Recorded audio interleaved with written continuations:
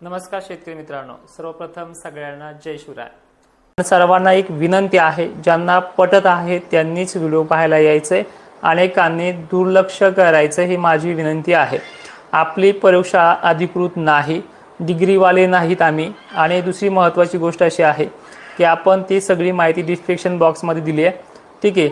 आज आपण पाहतोय आजच्या 22 तारखेला तर अनेक भागांमध्ये वातावरण हे बिघडलेलं आहे, पण काल वातावरणाने भोकरदन, जाफराबाद, कन्नड पट्टा, देऊळगाव राजा पट्टा, सिंदखेड राजा पट्टा घेत जिंतूरमध्ये बऱ्याच गावखेड्यांना तर मंठ्यासह अनेक गावखेड्यांना दिलासा दिलेला आहे।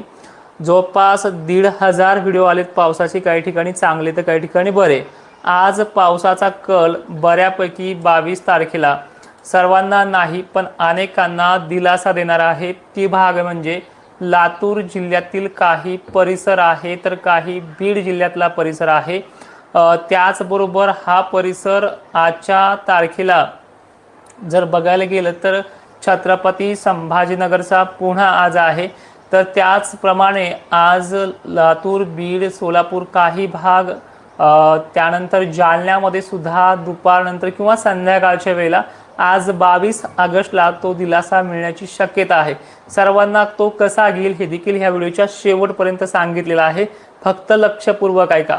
त्यानंतर परभणी आणि नांदेड, हिंगोली, वाशिम, त्याचबरोबर भोकरदन पट्टे, कन्नड, सिल्लोड पट्टे, वैजापूर पट्टे आणि त्याचबरोबर उत्तरेकडील भागांना, विदर्भाला सुद्धा आज दिलासा मिळतोय। मराठवाडा, विदर्भ हा खास करून हे 2-4 दिवस पावसाच्या रडारवरती राहतोय। सगळ्यात जास्त जोर कुठल्या भागांना राहू शकतो त्या तालुक्याची एक्झॅक्ट माहिती म्हणजे वर्धा जिल्ह्यातील भाग आहे, दक्षिणेकडील हिंगणघाट, पूर्व विभाग, उत्तर भाग सुद्धा आहे। चंद्रपूरला देखील आज मध्यरात्रीपर्यंत दिलासा मिळू शकतो।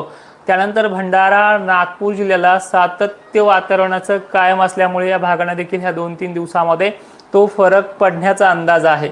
आता थोडं विश्लेषण अजून सविस्तर करण्याचा प्रयत्न करतोय।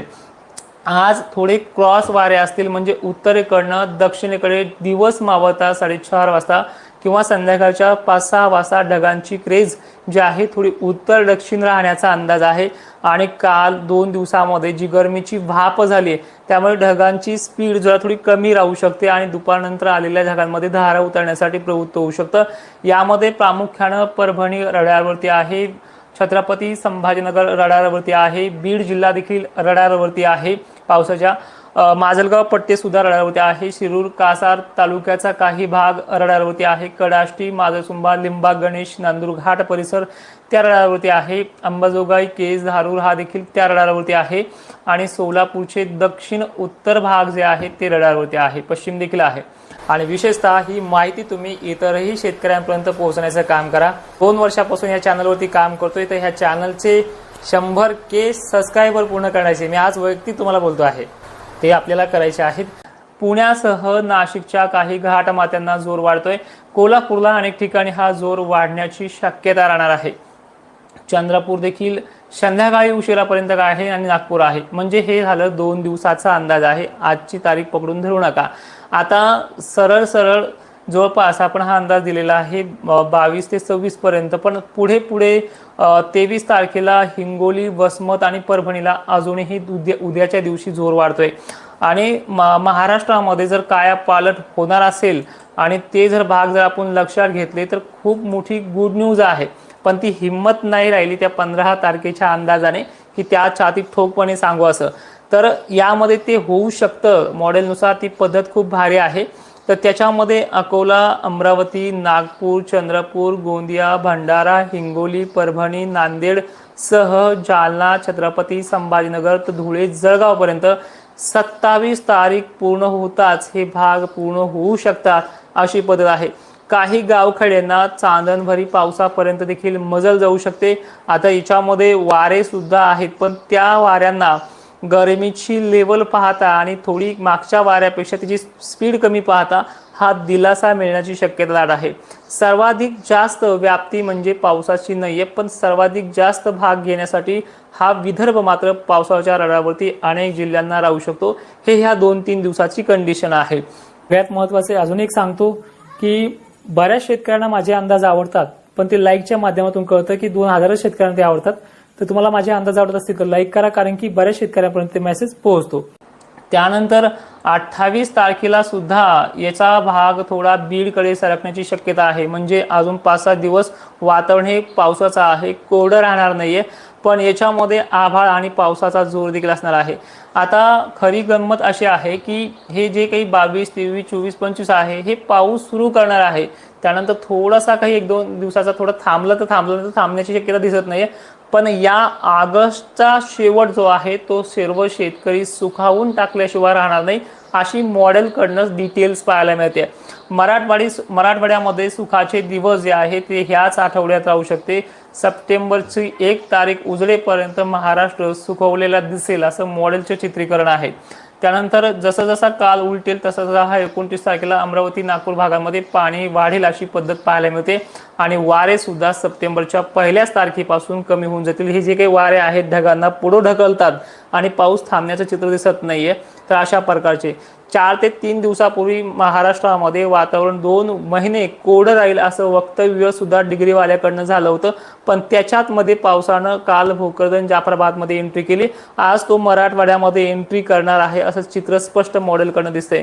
कोणत्याही क्षणी बातम्या देखील बदलू शकतात, कारण की शेवटी तो निसर्ग आहे, त्याला पूर्णपणे ठोक भूमिका घेणं देखील चुकीचं राहील. आता बोलूयात आपण आज आणि उद्या सांगितलेल्या पावसाची डिटेल्स कशी राहील. आज 22 आणि उद्याच्या 23 तारखेपर्यंत मराठवाडा विदर्भ हा बऱ्यापैकी सुरुवात होणार आहे. अनेक ठिकाणी शेतकऱ्यांना देखील सुखाचे दिवस येतीलच. आता अहिल्यानगर, नाशिक क्षेत्र, सांगली, सोलापूर, पंढरपूर, छत्रपती संभाजीनगर ते मालेगाव, नांदगाव, निफाड, येवला देवळा परिसर जो आहे इथे सुरुवात होणार आहे. म्हणजे आज संध्याकाळी म्हणा किंवा दुपारनंतर म्हणा ही सुरुवात होण्याची शक्यता आहे. सातारा जिल्ह्यात देखील अनेक ठिकाणी सुरुवात होईल.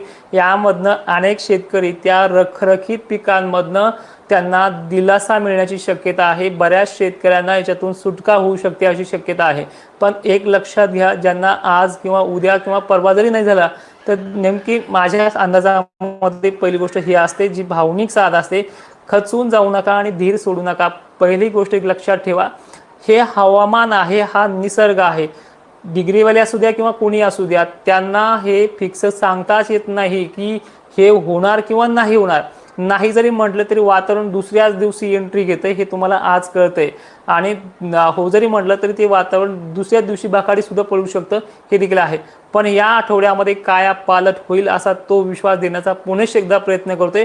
आणि महाराष्ट्रामध्ये ह्या 2 दिवसामध्ये अनेक भागांच्या शेतकऱ्यांना त्या बखाडी स्वरूपातून बाहेर काढणारा मान्सून प्रभाव टाकत आहे. मित्रांनो, सप्टेंबर ऑक्टोबरमध्ये तेवढाही मोठा गॅप नाही जेवढा वक्तव्य केलं जात आहे. आणि विशेषतः मी पहिल्यापासून सांगत आलो, ज्यांना पडतं त्यांनी बघा, नाही तर सोडून द्या. आता आजची तारीख मराठवाडा विदर्भाला पोषक आहे. पश्चिम महाराष्ट्रात काही ठिकाणी ती बऱ्यापैकी देखील दस्तक देऊ शकते. एवढीच विनंती असेल. आणि सर्वांना विनंती आहे, घाबरले जाऊ नका, काळजी करू नका. उद्या नागपूर जिल्हा, चंद्रपूर, गोंदिया, भंडारासह अनेक भागांना दिलासा राहील. आणि महाराष्ट्रामध्ये ह्या 4-5 दिवसामध्येच सर्व शेतकरी सुखावला जाईल अशी कंडिशन मॉडेलनुसार व्यक्त केली जाते. तर अशा प्रकारे आहे. काल कुठे कुठे पाऊस झाला हे देखील कमेंटमध्ये करत चला. खानदेश, विदर्भसह मराठवाड्याला हे 2-4 दिवस खूप फायदेशीर आहेत. ज्या ठिकाणी सोयाबीन अत्यंत सुकते, देवाला एक प्रार्थना असेल, त्या सोयाबीनच्या ठिकाणी तू लवकर जा आणि त्या शेतकऱ्यांना सुखी कर. माहिती शेवटपर्यंत पाहणाऱ्या शेतकऱ्यांचे धन्यवाद. आणि ही माहिती सर्व शेतकऱ्यांना पाठवण्याचा प्रयत्न करा. जय शिवराय.